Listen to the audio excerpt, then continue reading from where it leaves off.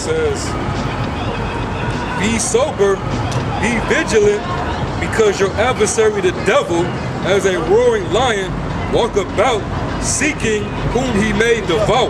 And that's, you got devoured by all these adversaries out here and all these deceivers out here that's trying to break your spirit from righteousness and show you and try to tell you, hey, just come on over here, man. Come on over here. We got money. If you just do it, look, you gotta drop off these bills, man. When you doing things like getting these bills off, getting this weed off or whatever, you make that extra money that you need to make your ends meet. All the things that we ain't supposed to do. When you start fucking these bitches and and doing this what they want you to do, you get over that way. That's how you live it up. You gotta live it up. They gotta see that party spirit in you. And they enticed you coming up out of the righteous and into some bullshit, man. And into the world. Because Satan, he looks for anybody, man. Yeah, if you start getting weak, I got me somebody I can mess with. Hey, I said this the other day, man. This is the spirit. Remember, like in that movie, The Matrix, right, where they had Morpheus and Neo walking through. Morpheus walking like this, and Neo just getting knocked all around, just getting bumped. Was mad on him and everything. And he's talking to him. All of a sudden, the woman in the red dress comes up, and he doesn't hear shit he said. He's like, oh shit. And he goes, that's exactly what the point is. He said, "Were you listening to me, Neo?" He's like, huh? Look again. Or were you listening to me, Neo? Or are you looking at the woman in the red dress? He said, huh? He said, look again. Turn around, the woman in the red dress is the enemy. The Smith ready to take him out. That's exactly what Satan does. He will hop on everybody around you, every weaker vessel, not just women, you weaker spiritual men, men that are weaker in the spirit as well, to hop on them, to try you and to get you. They will hop on your family members, your mama, your children, your woman. Those are some of his favorite people to hop on, especially your woman. Your mother and your woman. Yeah, man. He will use them real swift. He used them continually. He will always use them against you. Always. Because they're the weaker vessels, you know what I'm saying? They're part of who the weaker vessels are. And he also know that men are weak for that woman, and they also mama's boys, man. Yep. Exactly right, bro. Satan knows that, man. He knows that about Jake, especially. Yeah. He knows that about Jake. Hey, because it goes back to Jacob and Rebecca, right? Jacob and Rebecca was closer to Esau and Rebecca. But Isaac and Esau were kind of close. Were closer, But Jacob was a mama's boy. So he cleaved to his mom but she did that and they were like that because she understood the prophecy of what was supposed to happen. So she had to guide him to fit right into that prophecy, waiting on that time to be what it was supposed to be. So it ain't just on some lesser man mama boy shit, You gotta watch it, man. And Satan, like the Most High, he controls Satan. Yes. Satan works for the Heavenly Father. The Most High can send him on whom he want to send him to. Right. He even sent them on Peter, man. Yep. He even sent Satan on Peter, man. The head apostle. So don't think that when you come to this, he can't do the same to you. Oh, yeah. And what it seemed like to us, which that's not what it seems, that's what it is. Yeah. Dude that was the Bosch, man. Satan got to you, and now you just completely out there, man. He devoured you. He devoured you, man. You couldn't go any further, man. Yep. I forgot this script. I was holding it a long time. You have some right now? Go ahead. Don't know what you got. I can wait out time. We'll probably come back around. This is Luke 22.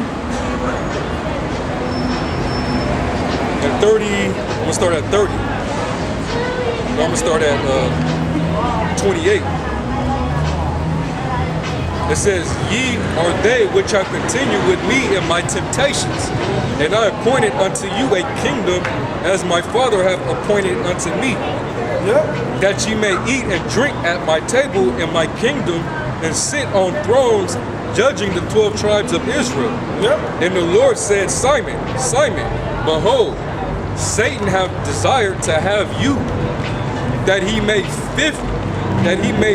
sift you as wheat. But I have prayed for thee, that thy faith fail not. And when thou art converted, strengthen thy brethren. Yep. When you convert and strengthen everybody else. Because I prayed for you and I got you to build you up in the spirit, right? And when your spirit is up on that level, there's other brothers that's weak, I'm going to make sure you strengthen them as well. You know, because that's exactly the process right there. The Most High, Satan always wants to get the Most High sons. And a lot of these looks of our family and of these 2/3 of these women that random or whatever, that's what they want. They're just there to try to get us out the spirit, to distract us from the truth and get us out the spirit. Yep. You know, that's why we don't fall for it. Whether we behind the camera, at home, or in our daily life, or whatever. That's right. We don't allow ourselves to just get blinded by the random chick. You know, the standards of these chicks nowadays got to be way higher than what anything you can offer at a glance. Not just on that simple level. You got something else on that? 1 Corinthians 7:35. And this I spake for your own profit, not that I may cast a snare upon you, but for that which is comely, and that you may attend upon the Lord without distraction. Yep, that you may attend upon the Lord. And this is basically dealing with these women. Yeah, read up. I was gonna say read up to that part. But not just the women. Distraction comes from the worldly shit, man. Yeah. Your family, this world, these niggas. You know. Let me tie it in, right? But go up to the part that says, "Be as I, not having a wife, but if you have to." You know what I'm saying? Right. Read all the way up to that part. Tie it in. Right? Because what I'm gonna do right now is kind of show you how, yeah, it's about women. It's how it's kind of straightforward written, but it's also to be spiritual. It's about all these cares of this world, because that's what these women embody. You know where it's at? It started. It's like, yeah. It started like 14. I don't know if it's 14. It's all the way up at 29. Yeah, just started 29. That's it. 1 Corinthians 7:29. But this I say, brethren, the time is short. It remaineth that both they that have wives be as though they had none. Now that's exactly what we're saying. All the things of your flesh, right? All things of your flesh, you gotta act like you don't have flesh no more. Because, and to tie it all the way in, a woman becomes, you join with a woman flesh to flesh, right? But you have to ignore your flesh, because the flesh is what's going to kill you. That carnality is what's going to get you killed and not keep you in the right way. But join unto the righteous spirit, unto the spirit. Of Yahweh Shem Yahushua, you got to join unto that spirit so your flesh can deal everything through there. You'll know how to rule your own flesh. You'll know how to rule over your woman, which is part of your flesh. You'll know how to deal with all these other distractions and all these other situations that you're in, that you find yourself in. Keep going. But don't be quick to try to add all these other situations to your life. You know? Don't be quick to do that. Don't just be like, okay, I'm gonna go to the club because I want to be tempted tonight, because that's all that's gonna happen. If you need to get out and get some drinks, do what you do, but understand what you're doing. You know, don't seek to just add more upon your own self. You know, like that's what, like we here in Vegas. Anything goes 7 nights a week, 7 days or nights a week. We can get into anything. We practice on not doing much. We stay our asses in the house or with each other, you know? And we don't try to stray from that. We stay to the basics and don't stray from that. If we want to get something to drink, we go to Lee's, to the liquor store, and get us something to sip on back at the house. Right, at the house together. Or we stay as far away from the strip as possible. You know, whenever possible. Yeah, I'm not gonna say we never come out here. We may be sipping, want to exercise, right, just walk a little bit, take a look at what's going on in the spirit around us, and just, you know, be entertained by some of the folly. But are we trying to go up in these nightclubs? Are we trying to run up against these harlots all the time? Hell no. We out here, we just enjoying the sights and, you know, and enjoying the spirit of each other, contrary to the spirit of what's going on out here. But for the most part, that's so few and far between that we even do that. It's usually a brother that may come into town or something, or we just want to get loose one time. But most of the time, we stay the hell away from this strip and away from that spirit of unrighteousness. Because we know that this place is just going to breed opportunity to sin and to have iniquity. Right. Verse 30. And they that weep as though they wept not, and they that rejoice as though they rejoiced not, and they Don't that get too high or too low on the situations that you have to deal with on an everyday basis. Well, and they that buy as though they possess not, yep. and they that use this world and not abusing it, for the fashion of this world passeth away. Hey, let me say, to say about when we come out every blue moon and walk, we come out here because we know we're using it for our personal entertainment. Now, we're not out here entertaining because half-naked bitches is booty shaking. And, you know, and drunk and heartless want to take us home with us. That's not what we out here to do. We out here to entertain ourselves in the spirit of righteousness. Look at these bitches. Look how destroyed our people are. Guess what? Now we got more subject matter for next week when we teach. You know? We come out and we do that. And through the spirit, we done got edified on a lot of situations, like the one we just spoke on with the word on the street about the dude formerly known as Napash. And that was spiritual, man. Yeah. Us running into his co-workers, that's spiritual, because they come out on days that they want to come out. Right. So what are the odds of us actually running into them out of all these people out here? You know what I'm saying? We just happen to come on the strip when there's hundreds of thousands of people daily on this strip, and we happen to run into them and find them and get the word over, man. Yeah. That's all done in the spirit, man. Yeah. You know? And so we're not just out here on some folly, on some, you know, we come out for And some when entertainment. that happened when the brother came out here, man. Exactly. You know? Exactly. He got to see it for himself, man. It says, but I would have you without carefulness, he that is unmarried, care for the things that belong to the Lord, how he may please the Lord. When you're not adjoined to like right now, what you're saying, it's that separation time where the Most High is separating a lot of people from their attachments to the world, right? And trying to join you tighter to the attachments to the Spirit. So don't seek to be loose to be away from the Spirit, or to be adjoined to something more so something in the world. Don't seek to do that. Go ahead. It says, he that is unmarried carry for the things that belong to the Lord, how he may please the Lord. Right. But he, keep going. It's gonna tell it after. Keep going. But he that is married carry for the things that are of the world, how he may please his wife. Yeah, when you try to be adjoined to all these things that you are married to, that you're connected and adjoined to, you're gonna care for them things. If you got a 30-year mortgage and car notes and all that, guess what you're gonna try to do? You're gonna try to make sure you get out to make sure those things get paid for. But when you don't adjoin those things unto you, you don't have less distraction of what you need to do. You know? And that's what it's about. Don't be trying to add all these things, all these silly women and whatever else onto yourself, let alone all these extra bills of unnecessary things onto you that you have a responsibility for now. That you have to care for, that's only going to take away from your time spending with the Lord. Precept. It's the parable that the Lord spoke to the disciples. This is Luke 14 and 16. It says, then he said unto him, a certain man made a great supper and bade many, and sent his servants at upper time to say to them that were bidden, come, for all things are now ready. And they all with one consent.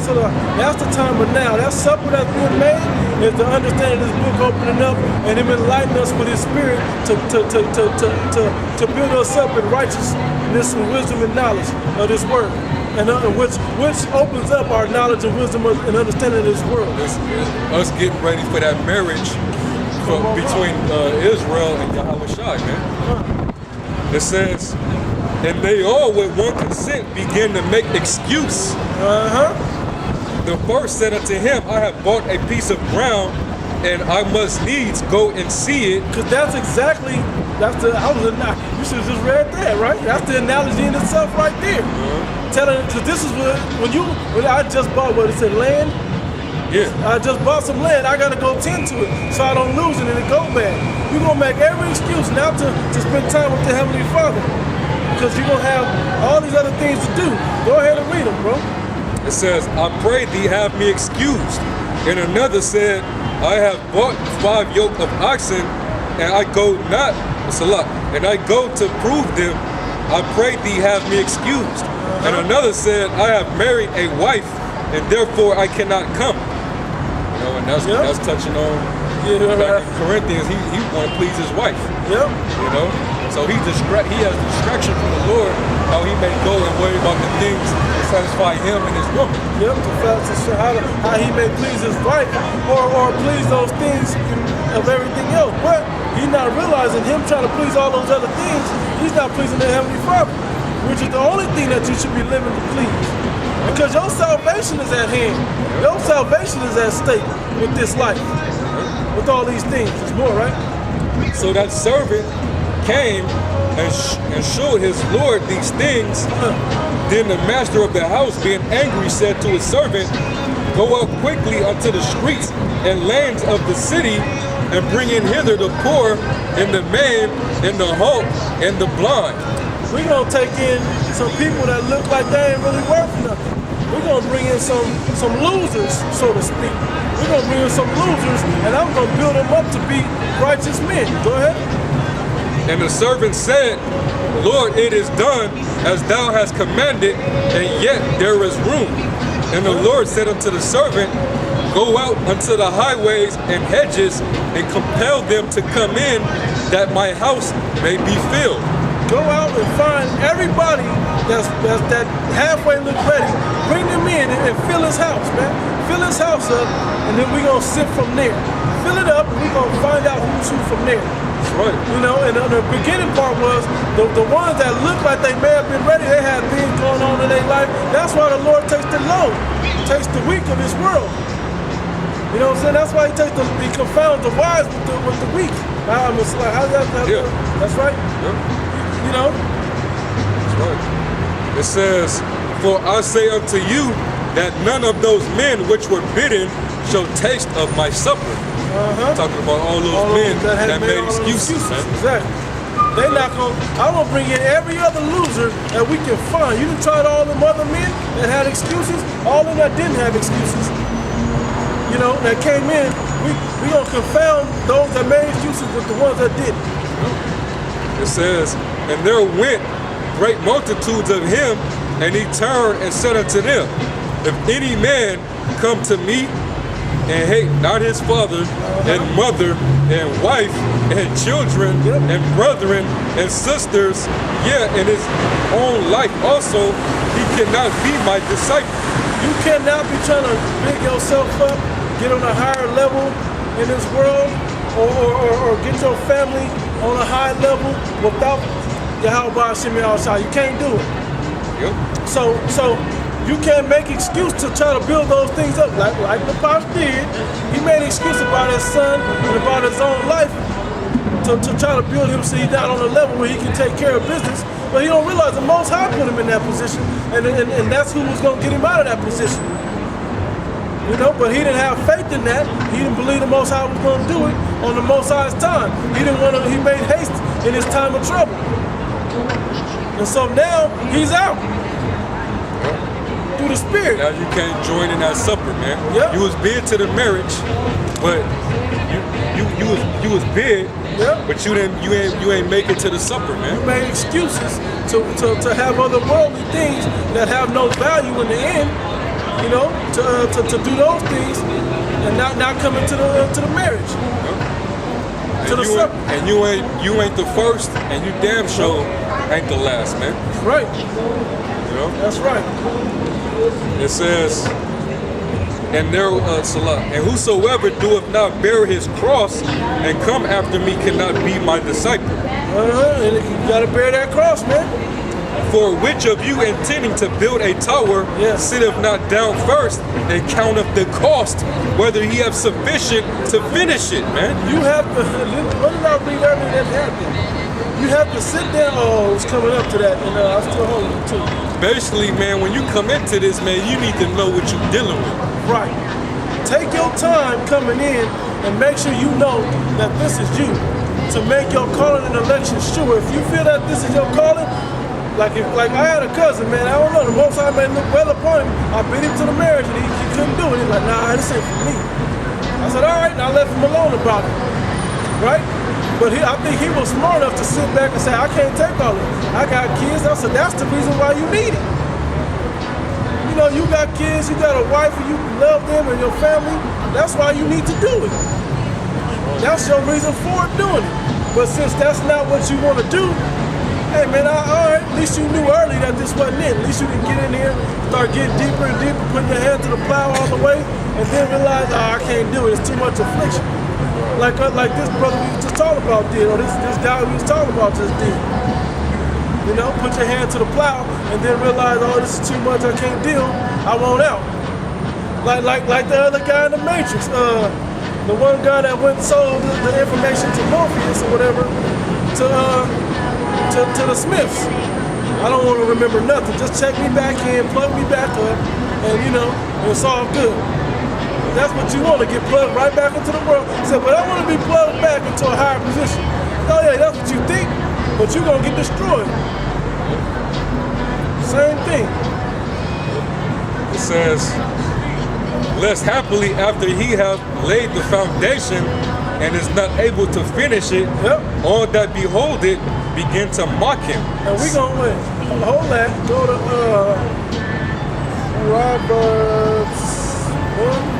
Like 26, we're gonna laugh and cause us that when you are unable to finish, when the fear cometh, there's desolation. Start about that. Right above the bottom. We gonna mock you, man. We gonna mock and laugh at you. It's like 20 something.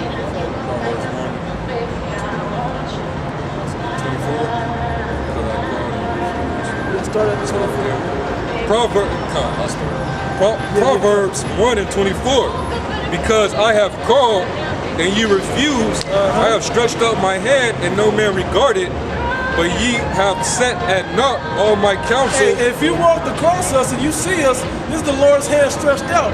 If you heard one word that we're out here, men in the heat reading the Bible, that's the Lord's hand stretched out to you. Let alone you men that kind of heard the word, heard it, and want to put your hand to the plow. You know, that's the Lord stretching his hand out, but you ain't regarding what's going to happen to you in the end if you don't complete this race. I will also laugh at your calamity. I will mock when your fear cometh. I will mock and laugh at you in that day. All those that saw that he was unable to finish mocked him because he started to build that tower. He got the foundation laid and could not finish. You know? We laugh at you when you unable to finish because you ain't understand what you was getting yourself into. And you gotta think about how much the elders laugh when they see a certain dude that they call him a spirit that's gonna fall and they end up falling. Yep. The elders mock at that, man. Like, I see that nigga about to fall. They laugh and mock at you, man. Because they already knew from the get-go through the spirit that you wasn't gonna last, man. And us and brothers in the know deal that the same way, man. You could actually pinpoint who's, you know what I'm saying, through the spirit. When they spirit start getting dead and weak, you already see it, man. You like, man. I don't know, man. A matter of time before that. I saw that brother had a resin stain on his tooth, man. I don't know, man. That dude, you know what I'm saying? He looked like he ain't checked in when we be at camp, man. It looked like he ain't in the spirit as much. He telling me about all these luxuries of the world, man. It don't seem like he's starting to get tempted. He may not last long, man. You gotta keep an eye on that brother, man. Let's try to build him up real quick. See if he come back, see if rejuvenate him. When he come back, your face is clean shaved off. Yeah, man. You know what I'm saying? You got the smooth, clean. You don't even have a fiber John B line up. Yeah, you know. With the you either have that or you don't even have a fiber clock, man. Right. You're just completely clean and shit, man. You know? Hey, and if I'm not mistaken, when he left that job and he was working out here, he was still getting it like that, man. Yeah. He was still doing it. And he could have did it much better, man. He didn't. And out here, yeah, you gonna suffer, but the Most High gonna see your suffering and take care of you. Yep. If you rocking your beard, but your brother could easily afford a beard. Now he trimmed it down from time to time, but he was getting it tightened up though. I ain't gonna even say lined up, but he was getting it tightened up where he had that image of being like them. You know? Right. He was putting on that image of like those of the world. And like we read earlier, what fellowship does darkness have with light, man? Two can't walk together unless they be agreed. He was trying to agree with the world so he can get some privilege out of the world. So he get a little love out of the world, so he can get a few extra dollars in his pocket to feed his belly. Instead of going to the source that giveth all liberally to men. It says, I also will laugh at your calamity. I will mock when your fear cometh. Yep. I will mock you when your fear comes. That's when we really gonna mock you. We gonna see you started building that tower and you didn't finish it. So we gonna laugh at you in that day. We're gonna laugh all the way, Lord willing, into the chariots about you being destroyed down there. And that's not just one of you, that goes for all of you that fell and all of you that didn't have sufficient to finish. That's right. Lord willing, we're men that are able to finish. So let's get about Verse 27. When your fear cometh as desolation and your destruction cometh as a whirlwind, it's gonna come upon you. You're gonna be confused when it happens to you. You're gonna be desolate and like alone or empty, and he's gonna come as a whirlwind. And more so, the Most High gonna come and destroy everything till it's desolate, and he's gonna come with the whirlwind, which is gonna tear you to do it. and when distress and anguish cometh upon you, then shall they call upon me, well, I will not answer. Yep. They shall seek me early, but they shall not find me. Ain't no better find. It's pretty out while I shot with thee.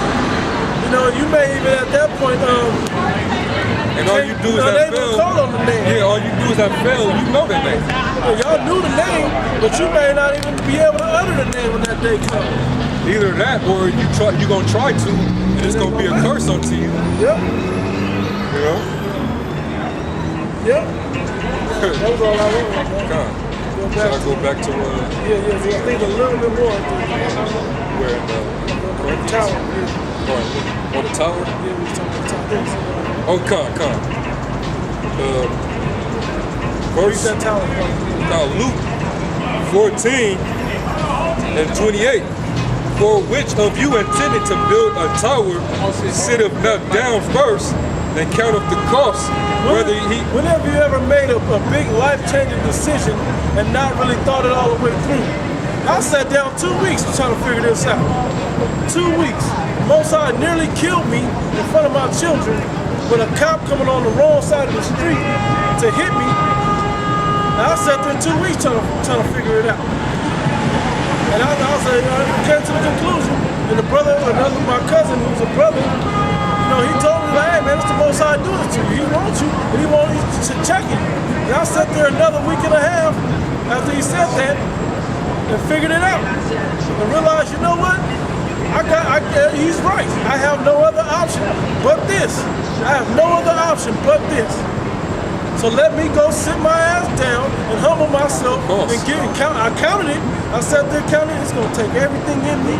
It's gonna take everything away from me. He just took my new car. He nearly took my life. He spared my life. Everything else is right here. Now what? It took me from where I was living in my home. Eventually, it took my knee from playing my favorite sport of basketball. What else is there? I have no other options now. I counted this cost, and if I don't shape up now, he's gonna take everything from me, including my life and my children's lives.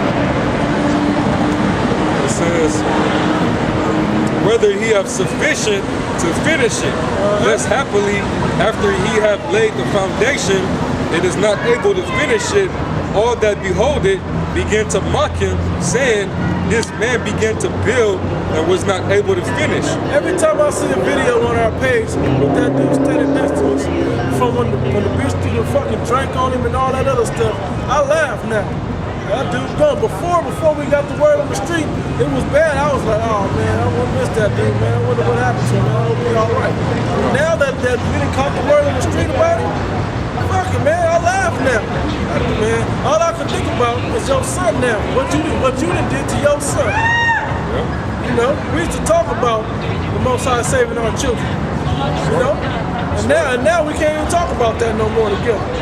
Now you ain't even gave your son a chance to save himself, man. That's fucked up. That was selfish of you. And your son, as young as he was, got acknowledgement of some sort of the truth, man. Yeah, man, you started off raising him right. What you teaching him now? I wonder what he know now, man. And I guarantee you, he be asking you all the time about us. Yep. And brothers, kids who you had your son around, man. Yep. I guarantee it.